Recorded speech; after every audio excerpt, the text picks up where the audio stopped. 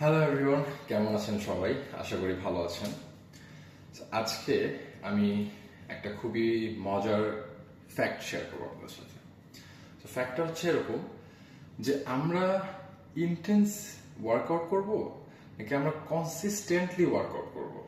আচ্ছা, ব্যাপারটা আমি বুঝাই। দেখা গেল যে আমরা তো সবাই প্রফেশনাল অ্যাথলেট না। আমাদের ডে টু ডে বিভিন্ন জব আছে। কেউ আমরা কর্পোরেট অফিসে জব করি, কেউ আমাদের নিজের বিজনেস হ্যান্ডেল করছি। সো এর মাঝখানেও কিন্তু আমরা আমাদের ফিটনেসটাকে ঠিক রাখার জন্য আমরা অনেকেই জিমে যাচ্ছি অথবা এক্সারসাইজ করছি। এখন আপনি কি করবেন? সপ্তাহে 2 থেকে 3 দিন হাই ইন্টেন্স ওয়ার্কআউট করবেন, নাকি সপ্তাহে 4 থেকে 5 দিন রেগুলার বেসিসে আপনি এক্সারসাইজ করবেন?